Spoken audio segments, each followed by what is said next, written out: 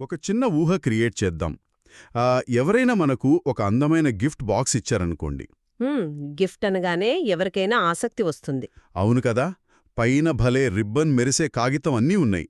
కానీ ఆ బాక్స్ తెరిచి చూస్తే లోపలంతా కుళ్ళిపోయిన చెత్త, దుర్వాసన వచ్చే పదార్థాలున్నాయి. అప్పుడు మనమేం చేస్తాం? ఇంకేం చేస్తాం? దాన్ని వెంటనే బయట పారేస్తాం. ఖచ్చితంగా. కానీ మానసికంగా ప్రతిరోజూ మనం సరిగ్గా ఇదే తప్పు చేస్తున్నామన్నమాట.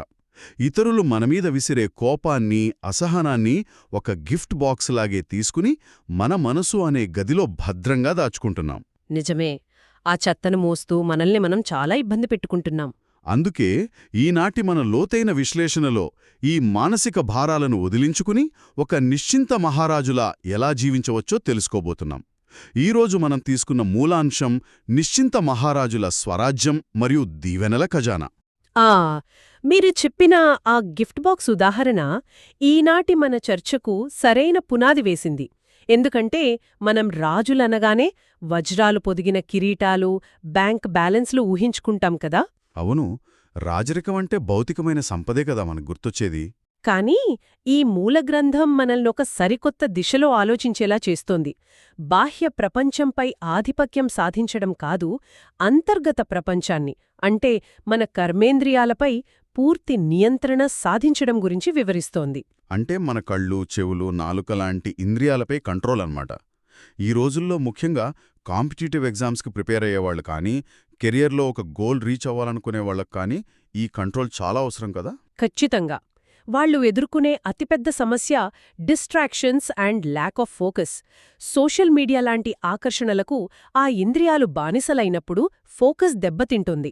అంటే మన సొంత రాజ్యంలోనే మనం బానిసలుగా మారిపోతామంటారా? అదే కదా అసలు సమస్య. ఎప్పుడైతే ఈ ఇంద్రియాలపై ఆధిపత్యం ఉంటుందో అప్పుడు మనం నిజమైన స్వరాజ్యాధికారులవుతాము. అప్పుడే మనలో ఉన్న భయాలు, చింతలు పోతాయి. దీన్నే మూలగ్రంథంలో ప్రకాశ కిరీటం అనే పదం వాడారు. అంటే ఎటువంటి భారం లేకుండా ఉండే ఆత్మిక గర్వం లేదా నశ. అవును. భౌతికమైన కిరీటాలు తలకు బరువునిస్తాయి. కాని ఈ ఆత్మిక స్వరాజ్యం వల్ల లభించే కిరీటం ఎవరూ దొంగిలించలేనిది, బరువు లేనిది. ఇక్కడే మనం మొదటి ప్రధాన భావంలో కడుగు పెడుతున్నామనిపిస్తోంది. గ్రంథంలో ఒక ఆసక్తికరమైన పోలిక ఉంది. అదే భారాల తట్ట వర్సెస్ ప్రకాశ కిరీటం. అంటే మన చింతలన్నింటినీ పరమాత్మకు అప్పగించినప్పుడు మనసు తేలికవుతుంది. అలా కాకుండా మనమే మోస్తే నెత్తిమీద భారంతో కూడిన తట్ట పెట్టుకున్నట్లు అని చెప్పారు. ఈ భారాన్ని ఒక చిన్న లాజిక్తో అప్లై చేద్దాం. ఒక సుదూర ప్రయాణానికి వెళ్తున్నామనుకోండి. 2 చేతుల్లో 50 కిలోల బరువైన బ్యాగులు వేసుకుని నడుస్తుంటే ఆ ప్రయాణం ఎంత నరకంగా ఉంటుందో ఊహించండి. చుట్టూ జలపాతాలు, అందమైన ప్రకృతి ఉన్నా ఆస్వాదించలేము కదా. దృష్టి అంతా ఆ బరువు మీదే ఉంటుంది. అవును. అదే ఒక ఎగ్జామ్కి ప్రిపేర్ అయ్యే స్టూడెంట్ని తీసుకుంటే వాళ్ల బుర్రలో సిలబస్తో పాటు ఫెయిల్ అవుతానేమో అనే భయం, ఇతరులు ఏమనుకుంటారో అనే స్ట్రెస్ లాంటి బ్యాగేజీ ఉంటుంది. ఆ బరువైన బ్యాగులే భారాల తట్ట. ఎగ్జాక్ట్లీ. అదొక మానసిక భారం. ప్రతి క్షణం భవిష్యత్తు గురించి ఆలోచిస్తూ మెదడును ఎంతగా అలసిపోయేలా చేస్తున్నామో దీన్ని బట్టి అర్థమవుతుంది. ఈ భారాన్ని దించేస్తేనే ఆ ప్రకాశ కిరీటమనేది వస్తుంది. చారిత్రక కోణంలో కూడా గ్రంథం ఒక విషయం చెప్పింది. ద్వాపర యుగం నుండి ఎంతోమంది రాజులు వచ్చారు కాని వారెవరికీ ఈ డబుల్ కిరీటం లేదు అని. డబుల్ కిరీటమంటే ఒకవైపు స్వరాజ్యం, మరోవైపు పవిత్రత. బాహ్యంగా ప్రాప్తియున్నా అంతర్గతంగా వారు కూడా ఏదో కల్లేమితోనే బాధపడ్డారు. ఆ ప్రాప్తి, అప్రాప్తి అనే పదాలు ఇక్కడ కీలకం. అంటే ఒక వ్యక్తి దగ్గర ఎన్ని ఉన్నా ఇంకా ఏదో కావాలి అనుకుంటే వాడు దరిద్రుడే అన్నమాట. నిజమే. బాహ్య పరిస్థితులు అనుకూలంగా లేకపోయినా అంతర్గత సంతృష్టత ఉంటే అదే నిజమైన స్వరాజ్యం. ఈ స్టేట్ ఆఫ్ మైండ్లో ఉన్నవాళ్లు డిప్రెషన్కు లేదా బర్న్అవుట్కు లోనుకారు. ఇదంతా వినడానికి చాలా బాగుంది. కానీ వాస్తవ జీవితంలో ప్రాక్టికల్గా ఆ చింతలను వదిలించుకోవడం ఎలా? ఉదయం లేవగానే టార్గెట్లు, సిలబస్, ఆఫీస్ పనులు ఉంటాయి. దానికి గ్రంథం ఒక చిన్న పదాల మార్పును సూచిస్తోంది. నాది అనే పదాన్ని నీదిగా మార్చడం. నాది నీదిగా మార్చడమా? అంటే ఎలా? అంటే నా సమస్య, నా కెరియర్, నా ఎగ్జామ్ అని ప్రతిదానికి ఓనర్షిప్ తీసుకోవడం వల్లే ఆ భారం పెరుగుతోంది. నాది కాదు, పరమాత్మది. లేదా నేను కేవలం ఒక సాధన మాత్రమే అనుకోవడం. ఒక్క నిమిషం, ఇక్కడే నాకు పెద్ద సందేహం వస్తోంది. ఇది మన కుర్రాళ్లకు మన ఆస్పిరెంట్స్కి చెప్తే ఇది నా ప్రాబ్లం కాదు దేవుడిదే అని వదిలేసి బుక్స్ పక్కన పెట్టేయొచ్చు కదా. ఇది బాధ్యతారాహిత్యం అవ్వదా? కాదు కాదు, ఖచ్చితంగా కాదు. ఇక్కడ సమస్య నుండి పారిపోవడం లేదు. కర్మ చేయడంలో ఉండే ఆందోళనను అంటే యాంగ్జైటీ ఆఫ్ ఓనర్షిప్ని మాత్రమే బదిలీ చేస్తున్నాం. ఒక ఉదాహరణ చెప్తాను. చెప్పండి. ఒక అద్భుతమైన సర్జన్ తన సొంత బిడ్డకు ఆపరేషన్ చేయడానికి భయపడతాడు. ఎందుకు? నైపుణ్యం లేక కాదు, నా బిడ్డ అనే అటాచ్మెంట్ వల్ల వచ్చే భయం. అదే వేరొకరి బిడ్డకైతే పర్ఫెక్ట్గా చేస్తాడు. వావ్, భలే చెప్పారు. అంటే మనం పనిని ఆపడం లేదు, రిజల్ట్ గురించున్న భయాన్ని డెలిగేట్ చేస్తున్నామన్నమాట. అవును, ఇది నాది కాదు, నేను కేవలం ఒక ధర్మకర్తను అనుకున్నప్పుడు ఆ over thinking, fear of failure పోతాయి. మన పర్ఫార్మెన్స్ ఇంకా బెటర్గా ఉంటుంది. ఎప్పుడైతే మనం నాది అనే భ్రమలో ఉంటామో అప్పుడు మాయకు దాసులమవుతామని మూలగ్రంథం చెప్పింది కదా, ఆ దాస్యమే మనల్ని డిప్రెస్డ్గా మారుస్తుంది. ఇక్కడ గత 63 జన్మలు అనే పదం కూడా వాడారు. ఈ 63 జన్మలు అంటే ఈ భయమనేది ఈ ఒక్క జీవితకాలంలో వచ్చింది కాదు. ఎన్నో తరాలుగా మన ఉపచేతనంలో అంటే సబ్ కాన్షియస్లో పాతుకుపోయిన అలవాటిది. అంటే ఒక పెద్ద ఇనుప గొలుసు మన మనసుకు కట్టేసిందనమాట. నాది కాదు అనుకున్న మరుక్షణం ఆ గొలుసు తెగిపోయి మనం డబుల్ లైట్గా మారిపోతాం. ఎగ్జాక్ట్లీ. డబుల్ లైట్ అంటే ఎటువంటి బరువు లేని స్వేచ్ఛా స్థితి. దీని చెక్ చేసుకోవడానికి ప్రతిరోజూ అమృతవేళ సమయంలో మనల్ని మనం పరిశీలించుకోవాలని గ్రంథం సూచిస్తోంది. అమృతవేళ అంటే తెల్లవారుజామున కదా, ఆ టైంలోనే ఎందుకు? సైకలాజికల్గా చూస్తే నిద్రలేచిన వెంటనే మన సబ్కాన్షియస్ మైండ్ చాలా ఓపెన్గా ఉంటుంది. ఒక ఆస్పిరెంట్కి ఇది బెస్ట్ టైం. ఆ సమయంలో ఒక సెల్ఫ్ ఆడిట్ చేసుకోవాలి. అంటే నా మనసు మీద ఇంకా ఏమైనా భారం ఉందా, నేను స్ట్రెస్ ఫీల్ అవుతున్నానా అని చెక్ చేసుకోవాలన్నమాట. అవును, లోపల దాగి ఉన్న భారాన్ని గుర్తించి మార్చుకోవడానికి ఉదయం పూట ఆ డైలీ రొటీన్ అనేది ఒక పర్ఫెక్ట్ టూల్. మరి ఈ మార్పు కోసం మనం ఎన్నేళ్లు టైం తీసుకోవచ్చు?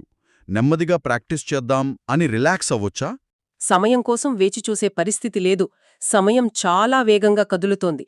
ఇప్పుడు కేవలం నడవడం కాదు, ఎగరాల్సిన సమయం. ఫ్లయింగ్ స్పీడ్ కావాలి. ఫ్లయింగ్ స్పీడ్ కావాలంటే ముందు ఆ వెయిటంతా దించేయాలి గదా. మనం ఒకడుగు ధైర్యంతో ముందుకు వేస్తే పరమాత్మ నుండి వేలాది అడుగుల సహాయం లభిస్తుందట. ఖచ్చితంగా. అయితే ఆ ఎగిరే క్రమంలో కింద పడిపోకుండా ఉండాలి. దేహాభిమానం అనే మట్టిలోకి రాకుండా 3 ఉన్నతమైన సింహాసనాలకు అధిపతులు కావాలని చెప్పారు. అవి అకాల సింహాసనం, బాబ్దాదాల హృదయ సింహాసనం మరియు భవిష్య విశ్వరాజ్య సింహాసనం. పేర్లు వినడానికి పవర్ఫుల్గా ఉన్నాయి. ప్రాక్టికల్గా వీటి అర్థమేంటి? మొదటిది అకాల సింహాసనం. శరీరం మారుతుంది, కాని ఆత్మ కాలానికి అతీతమైనది. ఆ ఆత్మిక స్థితిలో స్థిరంగా ఉండటమే అకాల సింహాసనం. రెండవది హృదయ సింహాసనం, అంటే స్వచ్ఛమైన ప్రేమ ద్వారా పరమాత్మ హృదయంలో స్థానం పొందడం. మూడవది ఈ వర్తమాన కర్మల ఆధారంగా వచ్చే భవిష్య విశ్వరాజ్య సింహాసనం కదా. అంటే మనం చిన్న చిన్న ఎగో సమస్యల కోసం వాదనలకు దిగితే ఆ సింహాసనం దిగి బురదలో పడ్డట్టేనా? అవును. ఒక మహారాజు సింహాసనం దిగి బురదలో ఉన్న పందితో కుస్తీ పడితే ఎలా ఉంటుందో, మనం నెగటివ్ ఆలోచనలతో వాదనలకు దిగితే అలానే ఉంటుంది. భలే విజువలైజేషన్ ఇది. మరి ఆ బురదలో పడకుండా ఉండాలంటే మన దగ్గరున్న ఖజానాలను కాపాడుకోవాలి కదా. గ్రంథం ప్రకారం ఆ ఖజానాలు శ్రేష్ఠ సంకల్పాలు, వర్తమాన సమయం, జ్ఞానం, గుణాలు మరియు శక్తులు. అవును, వీటిని కాపాడుకోవాలి. ఈ సమయం గురించి చెప్పేటప్పుడు నాకొక బ్యాంక్ ఖాతా గుర్తొస్తుంది. మన అకౌంట్లో రోజూ ఉదయం 86,400 రూపాయలు జమవుతాయనుకోండి. అంటే రోజులో ఉన్న సెకండ్లు. అవును. ఆ డబ్బును వాడుకోకపోయినా, చెత్త పనులకు వాడినా రాత్రికి బ్యాలెన్స్ 0 అయిపోతుంది. ఒక్క రూపాయి కూడా క్యారీ ఫార్వర్డ్ అవ్వదు. ఆస్పిరెంట్స్కి ఇన్కన్సిస్టెన్సీ రావడానికి ఇదే కారణం, టైంని వృధా చేయడం. ఇది చాలా మంచి పోలిక. అయితే ఇక్కడ మరొక అడుగు ముందుకు వేసి ఆలోచనలను అంటే థాట్స్ని కూడా ఒక కరెన్సీగా చూడాలి. డబ్బు పోతే మళ్ళీ వస్తుంది, కానీ ఒక వ్యర్థ సంకల్పం చేశామంటే ఆ శక్తి కోల్పోయినట్లే. అంటే నేను పాస్ అవుతానా లేదా, వాడు నాకంటే ఎక్కువ చదివాడా లాంటి ఓవర్ థింకింగ్ అంతా మన థాట్ కరెన్సీని తగలేయడమే అంటారా? ఖచ్చితంగా. భవిష్యత్తు గురించి భయపడుతూ వర్తమాన సమయాన్ని నాశనం చేసుకోవడం. అందుకే వర్తమాన సమయంలో మాత్రమే ఈ సంపదను పోగు చేసుకోగలమని గ్రంథం స్పష్టం చేస్తోంది. రైట్. సమయాన్ని, సంకల్పాలను వృధా చెయ్యకూడదు. అయితే వీటన్నింటికన్నా సులభమైన మరో ఖజానా గురించి చివర్లో ప్రస్తావించారు కదా, అదే దీవెనల ఆర్థిక శాస్త్రం, దీవెనలు మరియు శాపాలు.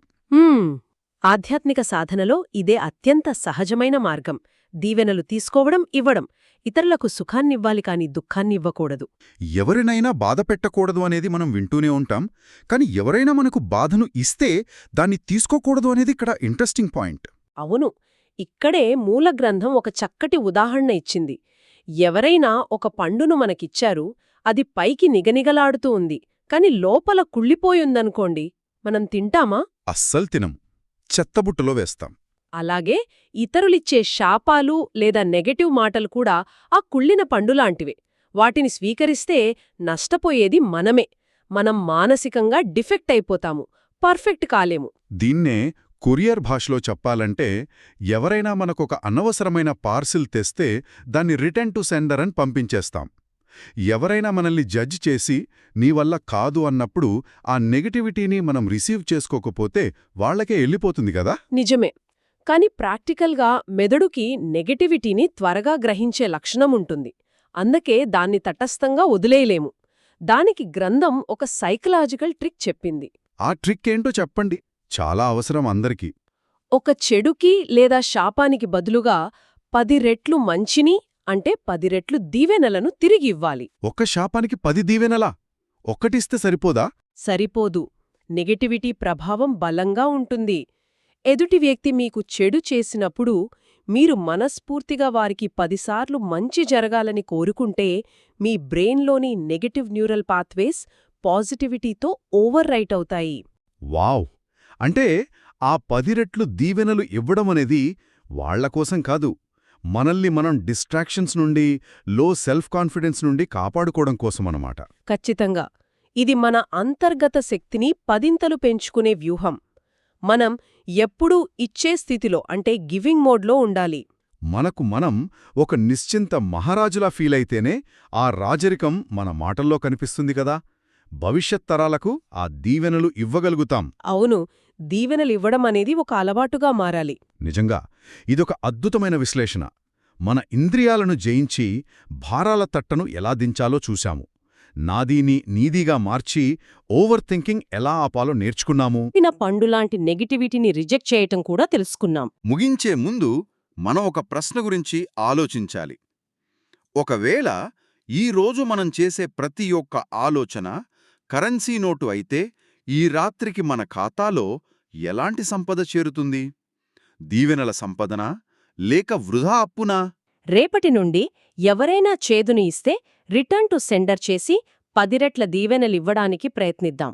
ఈ ఆలోచనతో ఈనాటి లోతైన విశ్లేషణను ముగిద్దాం.